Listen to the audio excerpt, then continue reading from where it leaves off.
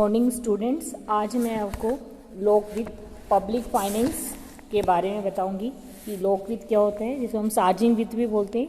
सार्वजनिक वित्त का अर्थ, परिभाषा, सार्वजनिक वित्त का क्षेत्र क्या है, उसका स्कोप, और लोकवित्त की प्रकृति क्या है, और लोकवित्त का सार्वजनिक वित्त जिसे हम कहते हैं उसका क्या महत्व है। तो सबसे पहले हम पढ़ेंगे कि लोकवित्त होता क्या है। लोकवित्त, राजस्व, सार्वजनिक वित्त, लोक अर्थशास्त्र, ये सब एक दूसरे के पर्यायवाची माने जाते हैं। लोक वित्त का अर्थ है सरकार के वित्तीय पहलुओं का अध्ययन किया जाता है, जिसमें केंद्रीय सरकार, राज्य सरकार, स्थानीय निकाय जिसमें जिला परिषदें, नगर पालिकाएं, ग्राम पंचायतें आदि सम्मिलित हैं, इन सबके जो वित्तीय पहलुओं का अध्ययन हम लोक वित्त के अंतर्गत करते हैं। तो लोक वित्त की परिभाषाएं इस प्रकार है। फिंडे-शिराज के अनुसार लोक वित्त ऐसे सिद्धांतों का अध्ययन है जो सार्वजनिक सत्ताओं के कोषों की प्राप्ति एवं व्यय से संबंधित होता है। तो जो सरकारी आय और व्यय से संबंधित जो लोक वित्त है वो क्या कहलाता है, लोक वित्त। इस प्रकार लुटस के अनुसार सार्वजनिक या राजकीय कार्यों को पूर्ण करने के लिए आवश्यक साधनों का प्रावधान, उनका संरक्षण एवं व्यय करने का जो अध्ययन ही राजस्व या लोक अर्थशास्त्र कहलाता है। प्रोफेसर मेहता के अनुसार लोकवित्त राज्य के मौद्रिक तथा साख संबंधी साधनों का अध्ययन है। तो इस प्रकार लोकवित्त में जो है, लोक अर्थशास्त्र में ऐसी विधियों का अध्ययन किया जाता है जिसके द्वारा सरकारी संस्थाएं अपनी आवश्यकताओं की पूर्ति के लिए जो वित्त का प्रबंध कैसे करती है और उनके लिए वो आवश्यक कोष को कैसे प्राप्त करती है और उन्हें किस प्रकार व्यय करती है। तो सार्वजनिक वित्त में सरकारी आय व्यय व उनके नियंत्रण तथा प्रशासन का अध्ययन किया जाता है। लोकवित्त की विषय सामग्री को अगर हम देखें तो वर्तमान में लोकवित्त की जो सामग्री है उसको हम 4 भागों में बांट सकते हैं। सार्वजनिक आय जिसे हम राजस्व बोलते हैं, सार्वजनिक व्यय, सार्वजनिक ऋण, वित्तीय प्रशासन और राजकोषीय नीति। तो सार्वजनिक व्यय का मतलब है, सबसे पहले सार्वजनिक व्यय क्या होता है। सार्वजनिक व्यय के अंतर्गत व्यय के सिद्धांत, उनको किस प्रकार अधिकतम सामाजिक कुशलता का सिद्धांत, सामाजिक कुशलता का सिद्धांत, कल्याण का सिद्धांत, ठीक है, के आदि सिद्धांतों के प्रभावों, समस्याओं व प्राथमिकताओं का आदि का अध्ययन किया जाता है। तो उन मदों का अध्ययन किया जाता है जिन पर सरकार अपनी आय को व्यय करेगी, ठीक है। और सार्वजनिक आय के अंतर्गत सरकारी आय के साधनों का अध्ययन किया जाता है जिनसे सरकार को आय प्राप्त होती है। वर्तमान में जो आय प्राप्ति का मुख्य साधन है वो कर है। टैक्स लगा के सरकार, डायरेक्ट और इनडायरेक्ट टैक्स लगा कर सरकार जो है आय प्राप्त करती है। इसके अलावा सार्वजनिक क्षेत्र के अलावा जो इसमें सरकारी और सार्वजनिक उपकरण है उनसे सरकार को आय प्राप्त होती है। तो सार्वजनिक आय के अंतर्गत हम कर किस प्रकार होंगे, उनका स्वरूप, सिद्धांत, उनके प्रभाव आदि का अध्ययन किया जाता है। सार्वजनिक ऋण के अंतर्गत सरकार के ऋण भार के प्रकार, जैसे आंतरिक और बाह्य ऋण, ऋण की मात्रा, ऋण की अवधि, ब्याज की दर, ऋणों का प्रभाव, पुनः भुगतान की क्या विधियां रहेगी, ऋण संबंधी समस्याएं, नीतियों आदि का अध्ययन किया जाता है। तो सरकार जो सामाजिक कल्याण पर पैसा खर्च करती है, देश के विकास के लिए, आर्थिक विकास के लिए जो खर्च करती है, और कई समस्याएं हैं जैसे हमारे देश में निर्धनता, बेरोजगारी की समस्या, ग्रामीण विकास और अन्य चीज़ों पे सरकार व्यय करती है। तो सरकार जो आय प्राप्त करती है करों से, तो कर वो आय सरकार की जो पर्याप्त नहीं होती है, इसलिए सरकार आंतरिक और बाह्य स्रोतों से ऋण प्राप्त करती है अपनी जो व्यय है उनकी पूर्ति के लिए। 4th है वित्तीय प्रशासन। लोक वित्त में इसके वित्तीय प्रशासन में आय व्यय के प्रबंध करने की वित्त को जो प्रबंध की वित्तीय प्रशासन कहते हैं। इसके अंदर जैसे बजट बनाना सरकार का, उसको प्रस्तुत करना, स्वीकृत करना, लेखों का निरीक्षण, अंकेक्षण, वित्तीय नीति आदि का अध्ययन किया जाता है। 5th है राजकोषीय नीति। राजकोषीय नीति देश के जो लोकवित्त के इस भाग में राजकोषीय नीति का निर्धारण व संचालन किया जाता है। राजकोषीय नीति हम डिटेल में भी पढ़ेंगे। इस नीति के द्वारा अर्थव्यवस्था में होने वाले उतार चढ़ाव, जो तेजी मंदी आती है, उसको रोका जाता है और आर्थिक स्थायित्व लाने का, इकोनॉमिक स्टेबिलिटी लाने का प्रयास किया जाता है। तो इस प्रकार सार्वजनिक वित्त के अंतर्गत हम सार्वजनिक आय, सार्वजनिक व्यय, सार्वजनिक ऋण, उनका वित्तीय प्रशासन, राजकोषीय नीति आदि का अध्ययन करेंगे।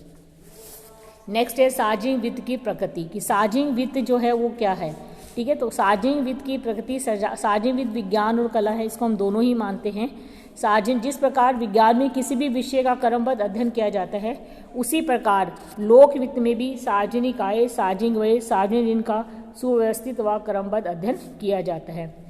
विज्ञान की भांति ही राजस्व और सार्वजनिक आय जो लोक वित्त है उसके कुछ सिद्धांत होते हैं, ये हम और डिटेल में पढ़ेंगे। जैसे लोक वित्त का विश्व सिद्धांत है, क्रियात्मक वित्त का सिद्धांत, सक्रिय वित्त का सिद्धांत, सामाजिक राजनीति का सिद्धांत, अधिकतम कल्याण का सिद्धांत, नवीन अर्थशास्त्र का सिद्धांत और प्रतिष्ठित सिद्धांत। इन सिद्धांतों को ध्यान में रखते कई सिद्धांत बनाए गए हैं जो कि लोक वित्त की प्रकृति को स्पष्ट करते हैं। तीसरा, लोक वित्त में विज्ञान की भांति ही कारण व परिणाम का अध्ययन किया जाता है, इसलिए अर्थशास्त्री जो है लोक वित्त को विज्ञान मानते हैं। ठीक है, लोक वित्त एक कला भी है, क्योंकि कला जैसे कि इसमें भी कला के अनुसार कला किसी भी कार्य को जो सुव्यवस्थित व सर्वोत्तम ढंग करने की जो विधि है उसको हम कला कहते हैं। तो लोक वित्त के द्वारा भी सरकार कर इस प्रकार लगाती है और व्यय को इस प्रकार खर्च करती है ताकि जो है ताकि अधिकतर सामाजिक कल्याण का उद्देश्य प्राप्त हो सके। श्रीमती उर्सुला हिक्स के अनुसार सारणिक वित्त एक कला है, इसका संबंध वास्तविक समस्याओं से होता है। तो लोक वित्त भी एक कला है, किसी भी कार्य को सुव्यवस्थित ढंग से करना कला कहलाती है। तो बजट जो लोक वित्त में बनाया जाता है वो एक नाम में एक कला है। लोक वित्त में कला की भांति व्यवसाय ढंग से आय व्यय की गणना की जाती है, व्यवस्थित ढंग से आय व्यय की गणना की करती है सरकार द्वारा सुनियोजित ढंग से कब कितना कर लगाया जाए उसकी योजना बनाई जाती है। और लोक वित्त में सरकार करों से प्राप्त आय को कहाँ कितना किस प्रकार व्यय करना है ताकि अधिकतम सामाजिक कल्याण हो सके। तो ये सभी कला की श्रेणी में ही आते हैं। तो निष्कर्ष रूप से हम कह सकते हैं लोक वित्त विज्ञान व कला दोनों ही है। विज्ञान के रूप में इसमें साधनों का क्रमबद्ध ढंग से एकीकृत किया जाता है और कला के रूप में संग्रहित साधन जो है हमारे वित्त के जो आय प्राप्त हुई है को क्रियान्वित सही ढंग से अधिकतम सामाजिक कल्याण प्राप्त करने के हिसाब से उसको व्यय किया जाता है। तो लोक वित्त इसके आदर्श ईंटों के ढेर को सुंदर मकान बनाने हेतु एक नया नक्शा तैयार करता है जो कि विज्ञान के अंतर्गत आता है तथा उस नक्शे को सुव्यवस्थित क्रियान्वयन कर सुंदर मकान के रूप में निर्माण करने का जो कार्य है वो कला के अंतर्गत आती है। देश रूपी जो निर्माण जो किया जाता है लोक वित्त के द्वारा देश का विकास वो क्या है, एक तरीके से कला है। तो लोक वित्त जो है इस तरह विज्ञान और कला दोनों ही है। लोक वित्त का महत्व क्या है और लोक वित्त क्या भूमिका निभाता है। आज के वर्तमान युग में लोक वित्त का विशेष महत्व है। ठीक है, पहले जो था प्राचीन काल में सरकारी हस्तक्षेप को अच्छा नहीं माना जाता था और विकास के लिए निजी क्षेत्र को महत्व दिया जाता था, लेकिन तीसा की महान मंदी के बाद लोक वित्त का महत्व बढ़ा और भारत में जो स्वतंत्रता प्राप्ति के पश्चात महसूस किया गया कि सार्वजनिक वित्त के द्वारा ही सरकारी हस्तक्षेप के द्वारा ही देश का तीव्र गति से विकास किया जा सकता है।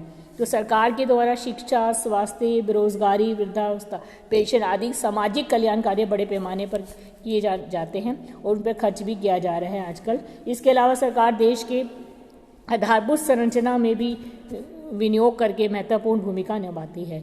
निजी क्षेत्र में क्या होता है, विलासिता या ऐसी वस्तु जिसमें प्रॉफिट ज़्यादा होता है उनका उत्पादन बढ़ता है, कल्याणकारी वही नहीं किया जाता। तो कल्याणकारी जो वही होता है वो सार्वजनिक क्षेत्र के द्वारा किया जाता है। सार्वजनिक विचारधारा के प्रभाव के कारण ही कल्याणकारी भावनाओं का विकास होने लगा है।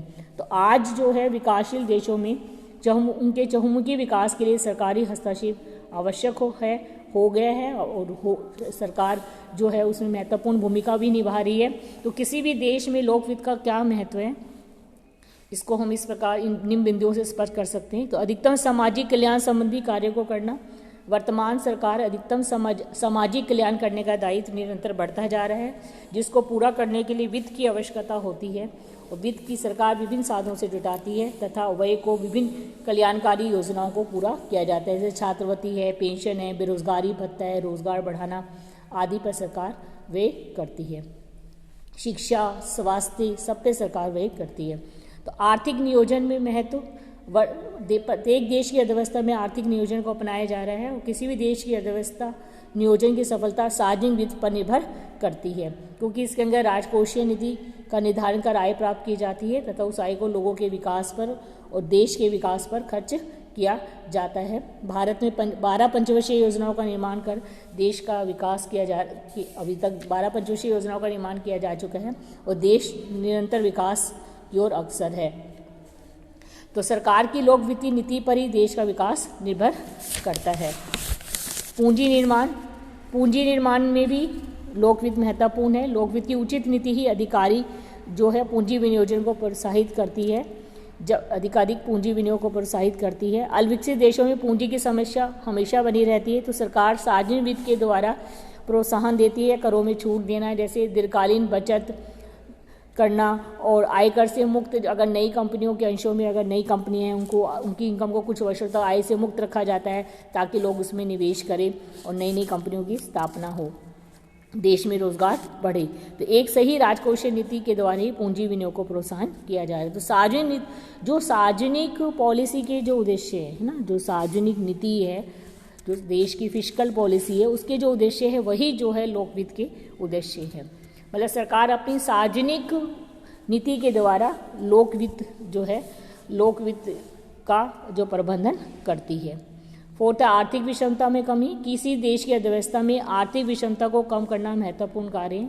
आर्थिक विषमता का मतलब है अमीर जो और अमीर होता जा रहा है और गरीब, उनके बीच की जो खाई है कि अमीरों को तो सारी सुविधाएं प्राप्त हैं और गरीबों को 2 वक्त का भोजन भी नहीं मिल पाता, तो उनके बीच की खाई को कम करने के लिए सरकार निरंतर प्रयत्नशील है। इसके लिए सार्वजनिक वित्त के माध्यम से धनी लोगों पर अधिक ऊंची कर लगाकर उनसे कर वसूल किया जाता है और उसको निर्धन वर्ग को सुविधाएं प्रदान की, जैसे उनको निःशुल्क चिकित्सा है, शिक्षा है, पेंशन है, विधवा पेंशन आदि उनको उपलब्ध कराई जाती है। इस प्रकार धन का हस्तांतरण अमीरों से गरीबों की तरफ हो सकता है ताकि आर्थिक विषमता की खाई को कम किया जा सके। कीमतों में स्थिरता। कीमतों में होने वाले उच्चावचन भी किसी देश की अर्थव्यवस्था के लिए हानिकारक होते हैं। इनके रोकने के लिए सरकार राजकोषीय नीति का सहारा लेती है। कीमतों में वृद्धि को रोकने के लिए सरकार सरकारी व्ययों में कमी करती है, करों की दर बढ़ा देती है, जिससे लोगों की जो खर्च करने योग्य इनकम है वो कम हो जाती है, जनता से ऋण लेती है और बचतों को प्रोत्साहन करती है। इसके विपरीत यदि मंदी की अवस्था है तो सरकार अपनी परियोजनाओं पर ज़्यादा से ज़्यादा व्यय करती है, जिससे लोगों की क्रय शक्ति बढ़ सके, मांग बढ़े और बस ठीक है, और ताकि वस्तुओं के जो मूल्य गिर रहे हैं वो वापसी अपने सही स्तर पर आ सके। आर्थिक जीवन पर प्रभाव। सार्वजनिक वित्त के माध्यम से प्रभावी नीतियां अपनाकर उत्पादन व आय स्तर में वृद्धि की जाती है। इससे लोगों की आय बढ़ती है, लोगों को रोजगार मिलता है, रोजगार मिलने से उनको आय बढ़ती है तो अपनी जो जीवन स्तर की जो वस्तुएं हैं, आवश्यक वस्तुएं उनको खरीद सकते हैं। इसमें सरकार निर्धनों को आर्थिक सहायता भी देती है, उनके जीवन स्तर में सुधारने का प्रयास किया जाता है, जैसे निर्धन वर्ग में निःशुल्क शिक्षा है, स्वास्थ्य, चिकित्सा, कई तरह की उनको बेरोजगारी में रोजगार देना और नहीं तो बेरोजगारी भत्ता, कई तरह के उनके लिए प्रावधान किए गए हैं। इसके अलावा अनुसूचित जाति व जनजाति लोगों के लिए भी लाभकारी योजनाएं बनाकर उनको लाभान्वित किया जाता है।